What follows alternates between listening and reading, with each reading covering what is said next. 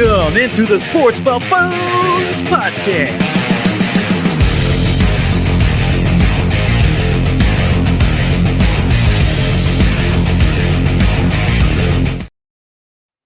What is up, ladies and gentlemen? Welcome into the Sports Buffoons. My name is Senator Dawson.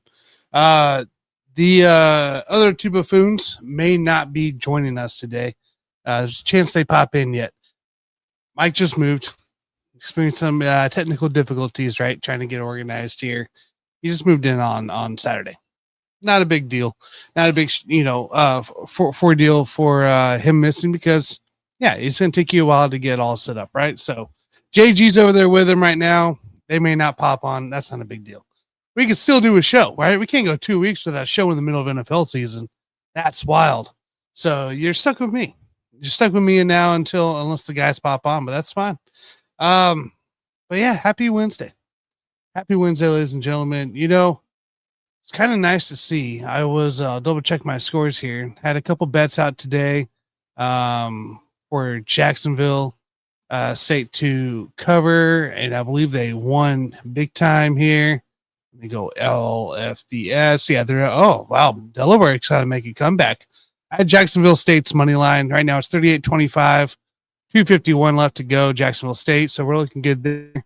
And UTEP covered the -3. So hopefully we're going 2-0 today on my bets. And I mean, we got college football happening all week long. You got football every day, starting last Thursday, I believe it was, or last Wednesday, all the way through November 26th.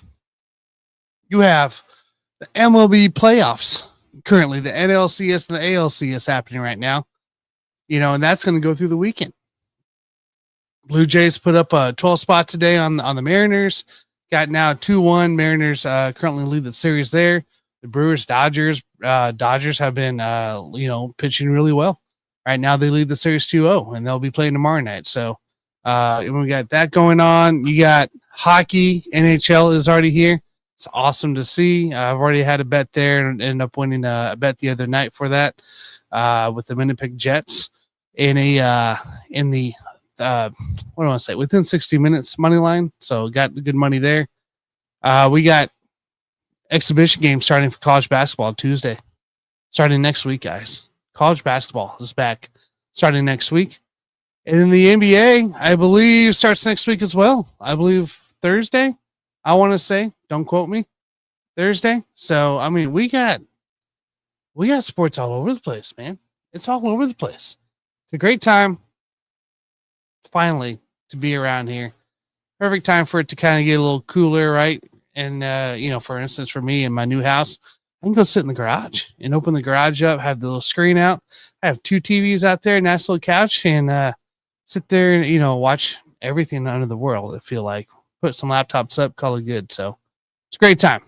You know what else is a great time? It's great to be back. It's great to be back on top. Kansas City Chiefs, okay? It's great to have the ref hate again. You know, I was a little worried we weren't going to get all the ref hate this year because of the way we started. A little worried, not too worried in the play, but, it's finally back. I love it. I love the fact it's back because Chiefs are Super Bowl favorites. Everybody's, partnering us with the refs again. It's a great time. And Rashee Rice is returning this week. Massive play. Love what I'm hearing from practices. Glad he's back here. And we're pretty much healthy. Josh Simmons has his own deal going. Hope everything's all right with him. Do what he has to do, right? Quite frankly, whatever it is, I don't care. Just take care of yourself, man, and we'll see you when you get back. But outside of that, Jalen Moore looked really good last week, so I'm ready. I'm glad to be back. I'm glad to be back as a Chiefs fan in the Super Bowl conversations. I'm glad to be back in general in the discussions because it's people get mad about it. You can't get mad about it. You just got to enjoy this time. Enjoy being the villain of the NFL in play. So today we're gonna do a little recap of Week 6. We'll talk Week 7 preview here. And, of course, I will have some easy money bets here for the day. I'll let you guys know as well if the Buffoons do get back to me on some bets here. But we'll see. If not, I got plenty. I got 4 bets for you. 4 bets minimum for you. right now for this upcoming week to make up for last week, right? To make up for last week. I don't want you guys to be by yourselves. So let's talk a little week 6 recap here. Big win against the Lions, 30-17 against the Detroit Lions. Detroit Lions that were number 1 in the power rankings, right? The week before. 4-game win streak, looking really great. I think it was 4-game win streak, looking really great. Coming into KC, that defense, Mahomes looked great. No turnovers. You know, we took care of business when we need to take care of business. The Jacksonville game, we win in paper, right? You win when you just see the stats and you're like, how did that team lose? Dumb luck, dumb stuff, right? You learn by it. Likely that was early in the season. You figure it out. You go against a great Lions team and you take care of business. Mahomes, 257 yards passing, 3 touchdowns. He had a rushing touchdown as well. Xavier Worthy got in the end zone for the first time this year. Marquise Brown, Hollywood Brown got it in the end zone here. We outscored 17-7 after halftime versus Detroit to close out the game. That's how you put a team away. This is the thing that I think the Chiefs miss is that killer mentality in the second half with the lead. We like to run the ball. That's great and dandy. I'm happy. But you got to score. You got to make points here. I'm very happy from what I saw of the offense. 4th down, right? We talk about 4th down edge and aggression here. Chiefs converted a 4th down touchdown versus Detroit. By the way, season to day, I looked this up here. They're 11-13 on 4th downs. They're the NFL best among percentage-wise at 84.6. Among 10 teams with 10-plus tries. The Chiefs are number 1 on 4th down conversions. When it's needs to be done, they can get it done. And they have a great punter behind them. It's not like they have a bad punter by any means. Great punter. Pins in deep majority of the time. Rarely has a missed kick. Like he's really a great punter. But you don't need it when you can convert fourth downs, right? Hopefully we can convert more 3rd downs going forward. I'll take the 4th downs. And it's just Reed continuing to lean into the short yardage trend. Now you got Rasheed Rice back, right, for this week, so we'll have to see how that goes.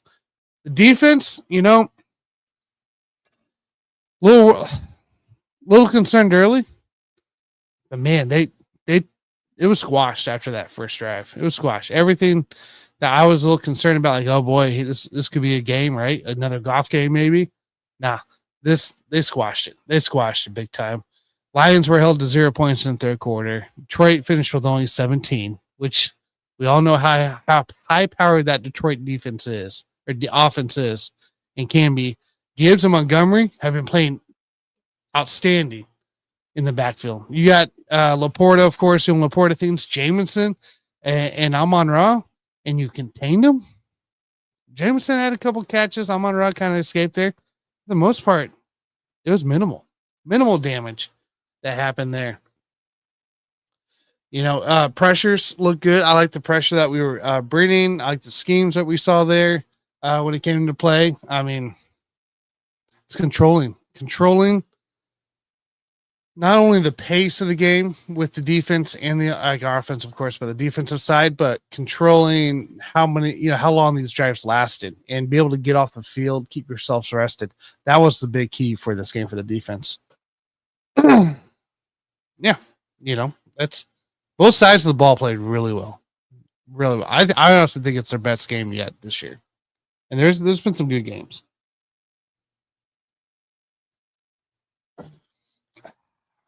Harrison Butker. So Scott Cobe, Raccoon Sports Hub, messages me and he goes, is there a Harrison Butker worry going on? Okay. Now we could sit here right now, say, yeah, there is a worry. I replied back saying, nope, it's the same old Harrison Butker BS that we see year in, year out. At least the last couple. I feel like this is legit the same thing we've seen the last couple of years, and then he somehow fixes it the final, 6 weeks? 6 weeks? For some reason inside that freaking 30, it's a touch and go. You can't be missing kicks. You've already missed 3, right? Go including this game. There are extra points. Your kickoffs haven't been the greatest at all. I got confidence in Dave Tope. I got Dave Tope sitting out here that he can get it fixed, right?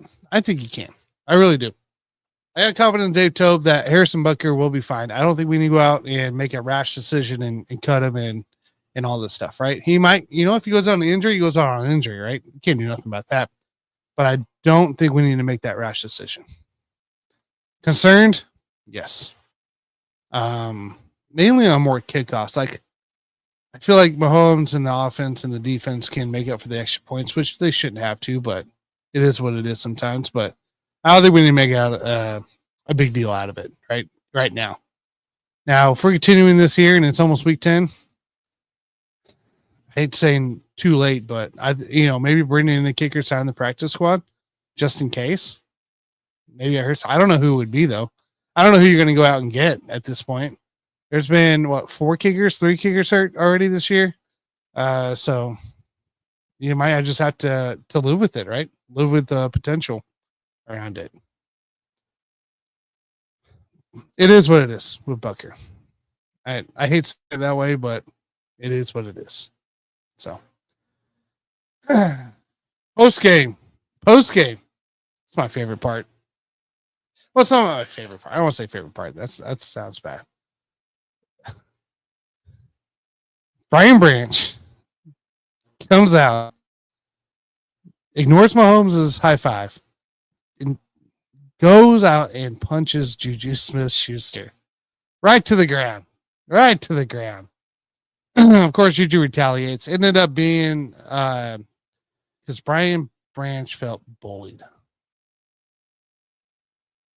What else the NFL is supposed to, like? What do you want the NFL to do? Because you felt bullied. I don't understand that. It's a competitive game. There's egos everywhere. Somebody always is going to feel bullied. Maybe it's the backup left tackle. Is he supposed to go punch whoever blocked him in the back final game or got on his bad side? It's silly. It's silly. It's silly to hear the excuses.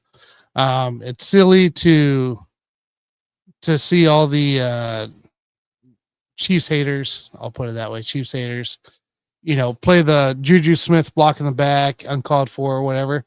NFL will find them. It's fine. Like, NFL will take care of business. It's fine. They'll take care of it. But to make this a bigger ordeal than what it should have been, it's just can't help but do is chuckle. I mean, again, that's just where the Chiefs are at. We're back. We're back as being center focused and looking for the hate. That's just what we're going to get here. Juju, yeah, that was a horrible block in the back. Sure, should have been called, but it don't matter. 0 penalties accepted against us. We did have 1 penalty. Chris Jones went off sides. It was declined. So that's why you saw the 0 marker for that. And I mean, that's kind of nice to have a clean game. It really is. It was a clean game. The things that Detroit had flagged against them was stuff that they did themselves. It wasn't necessarily anything on us. The formation, right, with the Goff TD that got called back, formation issue. You had to delay a game because you were whining about a call. There were some other just internal deals that they ended up hurting themselves. The Lions did, and that's why they got flagged. It wasn't because of holds. It wasn't because of PIs. They did it themselves. It was on them. It was penalties that would have got called if they just would have gotten back to the line.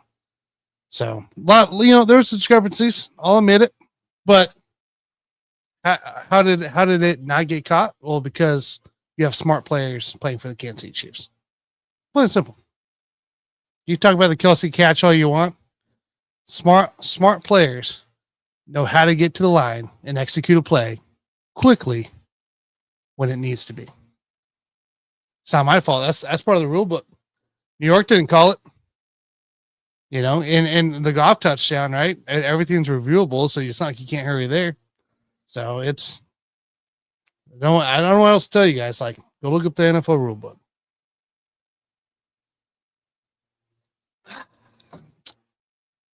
But it felt good. It felt good to see that kind of dominant win. Now, at noon, at Arrowhead, Kansas City, Chiefs bring in the Raiders, Las Vegas Raiders. You know, it's a noon game, which is nice. I'll be there. Mike will be there. We'll definitely be attending that game. Nice little game. And it's going against Pete Carroll, Geno Smith, Ashton Genty, Max, Crosby, Jacoby Myers. This Raiders team does not look pretty. This team is not good at all. You know, you've blown some games, right? We talk about Tennessee game. We can talk about Chicago game. You know, that where you did not look good there. I know you're 2-4, but it's not been a pretty 2-4. This is not a good Raiders team. And it's still, I mean, it wasn't last year. It still isn't this year. It's not any better. And the Raiders going to bye next week. So they're trying to just get some kind of momentum to finish, before their bye, so they can have a win to go into rest instead of, being 2-5 going in to the bye week and seeing what things can happen, right? So it'll be interesting there. It'll be interesting for that part. Big notes. Rashee Rice returns, baby. It's been too long. It's been too long without Rashee Rice. It's gonna be nice to have him back. Usage is probably. I mean, you're probably not gonna. I mean, you'll see usage. Don't get me wrong, but I don't know. I don't know what kind of ramp up stuff you might be looking at. Kind of usage you're going to be getting from him. Could be interesting. Could be interesting for fantasy owners, just myself, of Rashee Rice. That's exciting for him to come back. He'll be in the starting lineup for me. Regardless, he's in the starting lineup. Xavier Worthy's still in the starting lineup. All right, those two guys are must starts. So if you think about it too, from a fantasy football standpoint, Rashee Rice returns.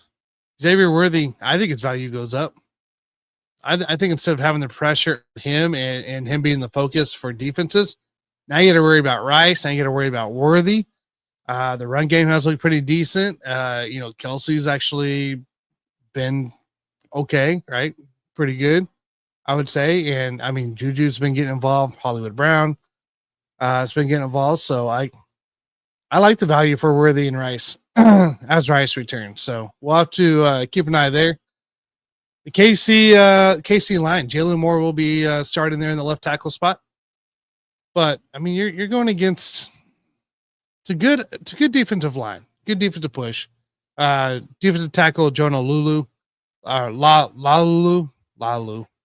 He had 4 sacks in 6 games. He's been getting some push. Max Crosby double teamed. He's been taken out of a lot of games, just from a blocking standpoint. But Jonah's taking advantage of that. Tyree Wilson's had some flashes here and there, but nothing consistent. It's the thing is, I like to avoid those 4th down packages. I like to see more of the 3rd down conversions. Kareem Hunt, I mean, he's rushing for more than 5 yards. I hope that's the thing. I hope Isaiah Pacheco continues to do what he's been doing as well in that backfield. Rashard Smith's been a nice little addition to the pass game. So, man,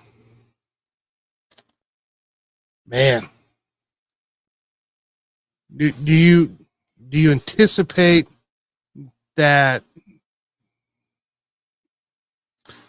tight ends get involved a little more here? Is this more of a Travis Kelce game that kind of sneaks in the zone coverage with Rashee Rice back, Xavier Worthy on one side, Rice on the other, right? Kind of thing, having Kelce kind of sneak in. Is this a Hollywood Brown, sneaking game 2 with maybe a couple scores or something like that? Something you got to think about, right? How does this offense going to look? You're going to have play actions. It's going to be I think it's going to be a fun time. I expect a blowout on Sunday. I do. I really do. The red zone chemistry, something need to improve on from a Chiefs state. I mean, we were like this the last 2 years. I don't feel like our red zone chemistry, scoring on these drives was was executed very well, if I may say. So I would really like to see this week Mahomes and the rest of the offense execute in the red zone inside that 20. Go score touchdowns. Don't settle on field goals. Don't allow Bucker's leg get in our way. That's what I'm trying to say.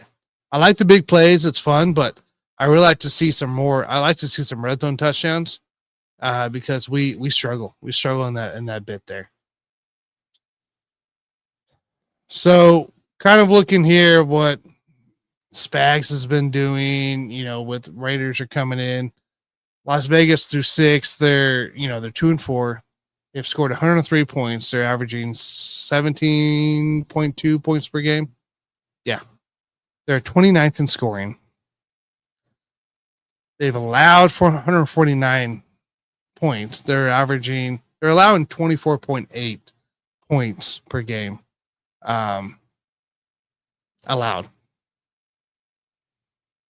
The third down defense is third down offense. Sorry, they're 33 for 80, so they're sitting about 41%.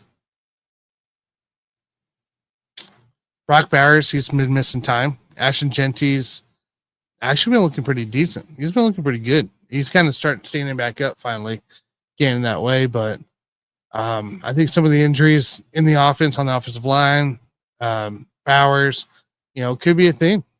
Could be a thing. His status is uncertain at the moment. Jacoby Myers, Trey Tucker can be dangerous at times, but I love what our defense brings. And Geno Smith leads the league in interceptions.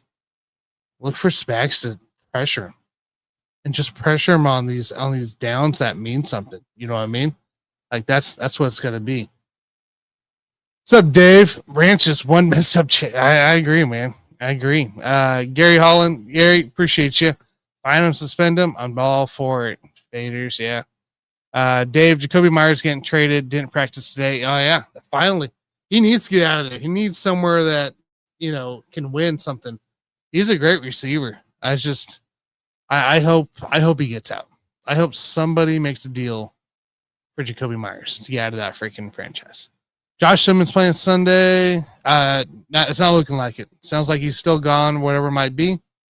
I'll let him figure himself out. Jalen Moore looks like to be playing in that position there. So we'll wait for Jalen Moore.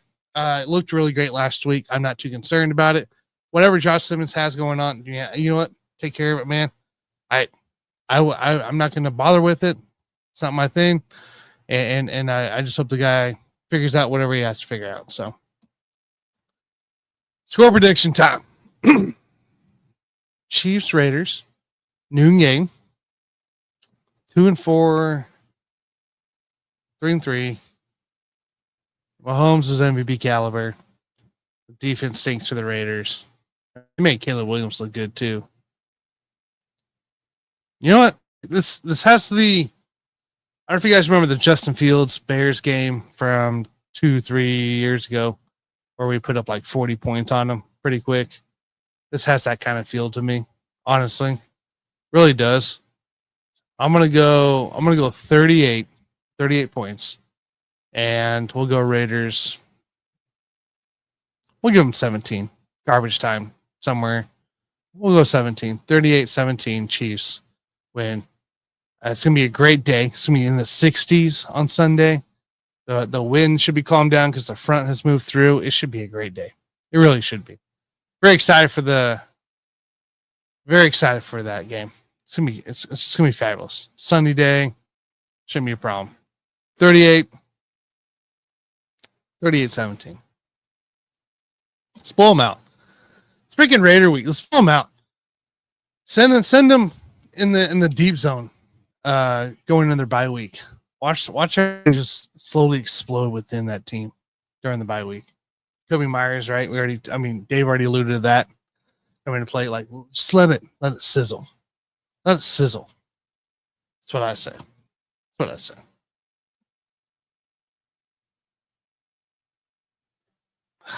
All right. Easy money bet of the week. Guys, this is a short show. I don't need to stay on here forever to talk. You don't need to listen to me completely, yab about. We could talk about the UTEP, Chiefs report about the refs. Everything I'm hearing more and more, it's awful. It's just completely awful. I'm not even going to go into it. I haven't read it myself or dug into it. Maybe Jason and Mike have. Maybe we'll have to ask him next week on it, but it's awful. But we'll do a little recap here. Okay. So when we left off, we were off last week. I was traveling to Wisconsin. Mike was getting ready to move. And JG was he was busy too. So we decided, hey, it's probably just best not to force the show. None of us had really great access to technology. So we left off with week 5 from you guys. Okay. It was not a good week 5. And I know JG and Mike. So JG and Mike had the Rams on Thursday Night Football. JG had the 7.5 spread. Mike doubled down with the 8.5. 7.5 and 8.5 losses. 2 L's. Mike also had the Bills at minus 8.5 in week 5. That's a loss. It's a loss, guys. My JG had 2 bets this week as well. He had the Chiefs minus 3.5. We lost to the Jaguars. We lost to Trevor Lawrence falling down on his butt at the 5-yard line, 3-yard line, whatever, getting up and still running the ball in. That's a frustrating Monday night for me because I am a Brewers fan. I was at a bar up in Wisconsin, right? And I had one big TV with the Brewers game, one big TV with the Chiefs game. During that time frame of Trevor Lawrence falling down, Churio hits a bomb. Okay, Churio hits a bomb. So I'm excited here. Meanwhile, in the middle of my celebration, I'm yelling, "What is happening? Why is he getting? If he gets up," I told this guy next to me, I go, as I'm yelling, I go, "If he gets up, he's scoring." Exactly yelled at. What happened? Gets up and gets scored. So then I was like all high. Then I came back down. Then we came back up because we ended up winning the Brewers game. The Chiefs then put me back down. So I don't know, man. Can't make this stuff up. You know what I mean? So I had Spencer Rattler over 33.5 attempts. He hit that every game up to that game. No, he had one other game where he was at 32. He was at 31 attempts finishing that week. The only win we got, guys, was my college football pick that Jason likes to dog on. I don't know why he still has the memory of the first year we started doing this when I was really bad. I don't know why he just likes to dog on my college picks. I don't know why. So Tulane minus 7, which ended up being that following Thursday. It hit versus Eastern Carolina. So we'll take that. So right now, your totals for Easy Money Pick going into week 7. JG is 1-4. Mike is 1-7. His worst start ever in the 3 years we've been doing this. Ever. It's insane. He's a 13% win percentage. Awful. Myself, I am 4-6. So we're hovering there. We're hovering in the 40% range. So the Buffoons total is 6-17. 6-17. 26 win percentage.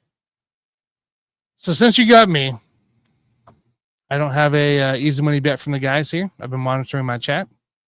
So you get me. Our first easy money bet.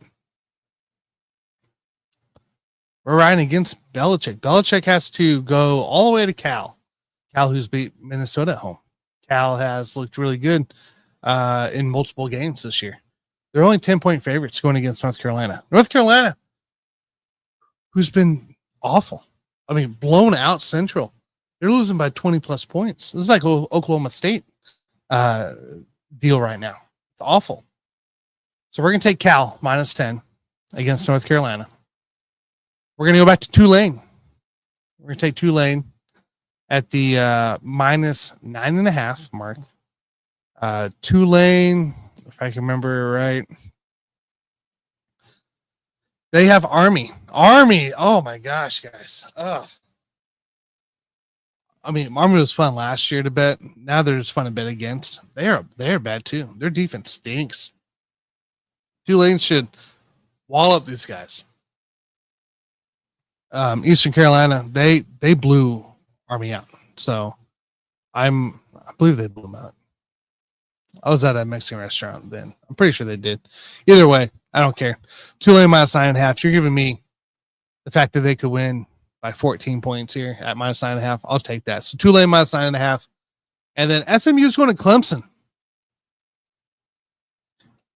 If you guys haven't followed college football this year, Clemson were favorites. Quite frankly, top 2, top 3 favorites to win the playoff, to win the national championship. They stink. They're pretty bad. They're coming off, I believe, a North Carolina win. And yet they're favored by 9 points.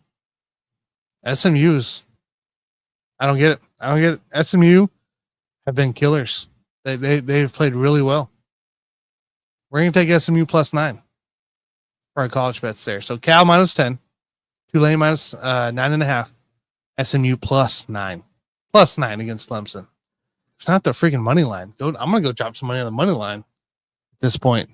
And then we got one NFL bet. I was looking through the spreads today when I had a minute to see about spreads, right? I saw, maybe we can go Carolina Jets.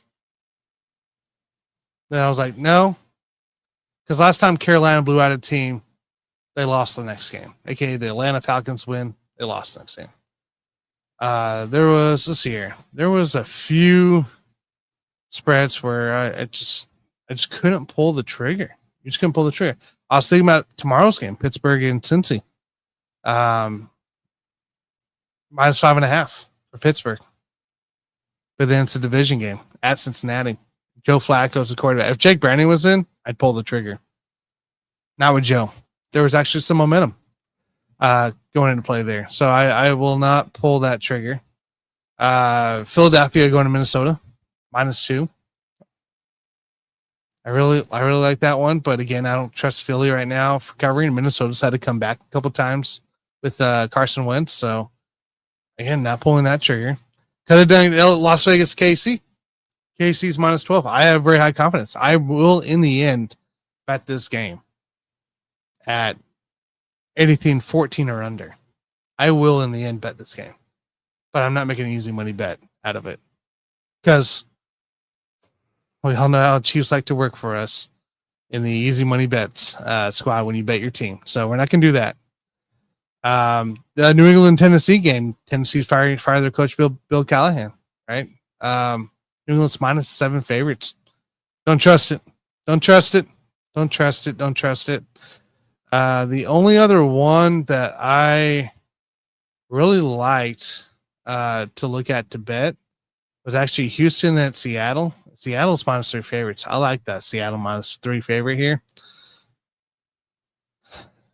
Houston's coming off their bye week. I think we could see a sneaky Houston Monday night win on this one. Seattle's a better team. I think Houston could pull it out here. So I got enough courage to do spreads there. So we went player prop. We're gonna do a little player prop. By the way, this player prop I'm gonna give you was a big old fat 0 burger last week. Okay. Big 0 burger. This guy did not accumulate 1 yard on this player prop. Jahmyr Gibbs, over 24.5 receiving yards. Before the Chiefs game, he was right on the verge of that mark. He surpassed it 3 of the last 5 games. He had 0 against the Kansas City Chiefs. Well, lucky for him, he's not going against Kansas City Chiefs. He's going against Tampa Bay. Tampa Bay is a great team. They're a fun team.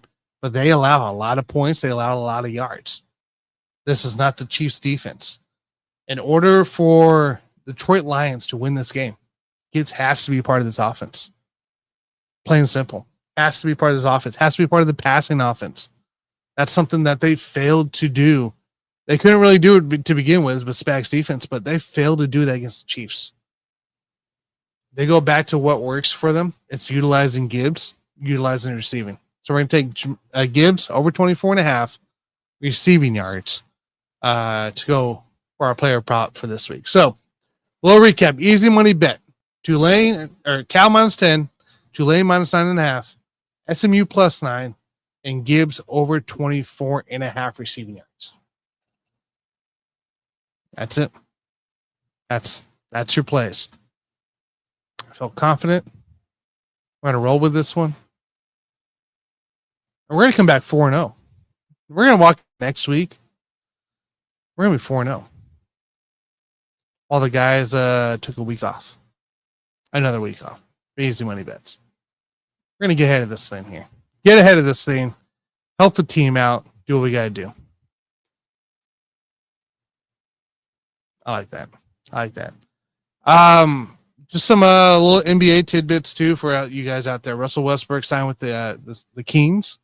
So there was talks about him going overseas to China for really. I mean, they were going to offer him monster money. He decided to stay here, stay put in the U.S., and he's with the Kings.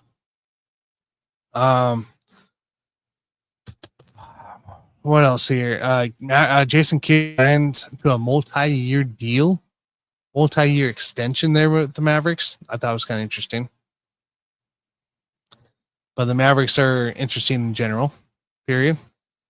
And then there was Malcolm Brogdon for the New York Knicks has decided to retire after he reached a deal with the Knicks.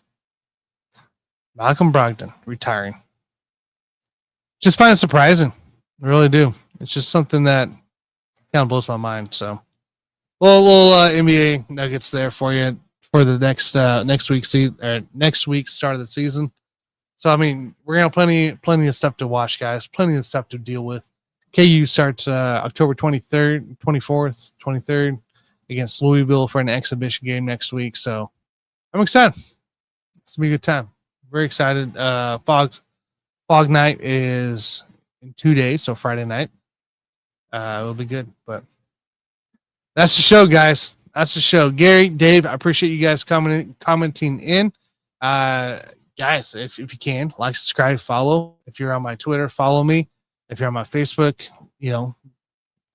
like the video. Follow me, friends, whatever it is in that matter. It's a fun time. But all right, let's get out of here. Next week we should be on. I'm gonna go over to Mike's house, get them all straightened away this weekend after the Chiefs game. So we'll make sure you settle. Get JG and Mike back on the pod here, and that way we can get things rolling up. But appreciate you guys watching. Until next time, we'll see you guys.